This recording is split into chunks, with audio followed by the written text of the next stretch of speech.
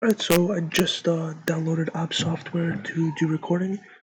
Created this YouTube channel specifically for this reason. What I'm going to be doing is posting everything along my journey in stock trading. I'm currently down $2,000. At my peak, I was up $2,000. I learned a lot, and one thing I noticed is that my losses in the past, they were for various reasons, but they weren't very good losses. Let me show you what I mean by good loss. These are more recent, right here. OWC dip buy. I lost, but I was right. I dip bought this. I sold it for 9-cent loss, lost 321. Reason I lost on this was because my position size was $4,500. You know, heart's racing, I'm all scared and whatever. I see that it's going down and I freak out and eventually, I see it go down $100, $200, it's 300, I say, it's going down forever. You freak out. It's a very stupid thing to do. But that's what happens when you don't manage your position size properly. So I lost 320. I lost 321 instead of making roughly 1,500. I say 1,500 because this actually ended up going up to 160, I believe, the end of the day. So yeah, let's go over here. So basically, what I'm going to be doing is I'll be showing all my losses, all my gains, why I'm entering a trade, why I'm exiting, just posting quick videos. This is for myself primarily. So I can look back and track my progress, see what I was thinking then, now. I think a video is the best way to do it. I think that by showing someone else what you're doing is the best way that you could analyze it yourself, because you can look back at it later in more depth, as well as have other people maybe criticize or, constructive criticism, whatever the reason. If this helps someone else along the way, that's great. If it helps someone, that's great. That's not my primary reason. I'm not doing this channel for money. I'm not doing this channel to necessarily help you, though. If it does help you, great. If you have any questions, ask. I'll try and answer them the best I can. But, I'm not in this for the same reason a lot of other people are. This is for myself personally, so I don't care about all that subscribe, whatever. You can and you can dislike. I don't care.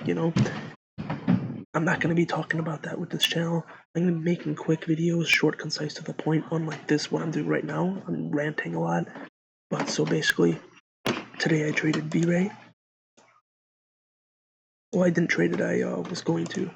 I put an order in order to buy at 658. I was actually doing some other stuff, busy reading, so I was unable to get executed or see the stock to get executed at like 645, 650. I thought this could go to 7 if it broke 645. You see here it's multi-month resistance ish. Anyway, I thought I could hit 7, hit 690, was pretty close.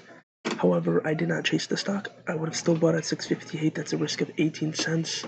But from 660 to 690, that's 30 cents. The risk reward isn't that great. It's 1.5 to 1. You don't want to take trades like that. You want to take trades where you have better odds. Like, say, right here, if I got in at 550 or 545, say I got in 5 or 650, I meant. Then, worst case scenario, it goes down here and I get executed. Worst case, 640, right? It bounces around, maybe it hits, it comes back, whatever it is. There's going to be resistance here. You sell there, you're done, you're out of the stock. Maybe it comes up after and goes $50 up. I don't care. I have my risk, I have my reward. That's how I'm going to play from now on. I'm only going to play $500 worth. That's why if you look over here, actually, oh no, it's changed now. But I had V-Ray at the time, I think it was like 76 shares. Let's see, limit of 76. Well, at the time, it added up to I think $526. Anyway, my reward, I would have probably cashed out. To be honest, right here, when it bounced up a second time, the third time broke through, maybe I would have held, but definitely either here or here, I would have been out. I would have taken my gain. I'd be happy. My risk would have been 5 cents if I was on top of everything. But that's not what ended up happening. Here's another trade I want to talk about quickly. PULM. I bought this stock yesterday right here. On the way down, I did think it could go up. Or was it right here actually? At 15 something. Right here. I bought the stock. It went up a little bit, down a little bit, went up a lot. I considered taking profits as I was going for 360 as my goal. So, you know, I thought maybe it's just going to run up the last 15 minutes more. I was completely wrong. It dropped down here. My risk was 303. That was my risk. Dropped below 303. This is when I should have been out if I was disciplined with myself and honest with myself, but I wasn't.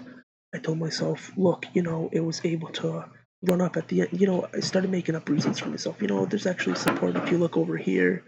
It's down at, you know, there's support somewhere over here, or what was that? You know, there's some support over here or something. Just garbage that's not true. You know, support I saw was at 308, and if I was stubborn, I told myself then 303 was the definite. You know, cut at 303, or what was it?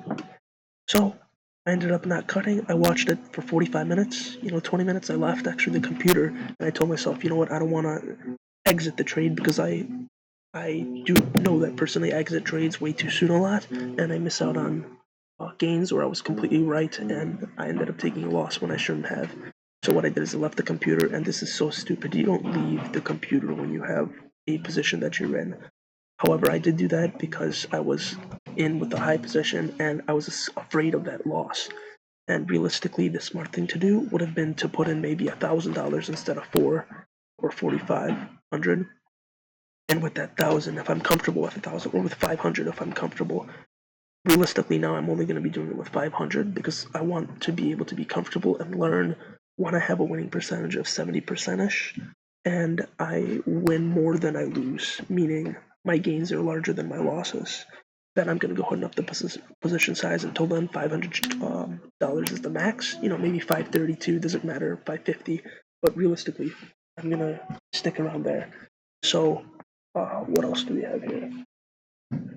Well, yeah, so what ended up happening, it crashed big. I actually tried selling over here at uh, right under 3. Again, as I saw it was crashing, and you know, I wasn't able to get executed because I didn't route to ARCA. I didn't know how to do that. I was just a newbie trader, a stupid mistake. I've looked in the past, I've seen people route, but I don't know why.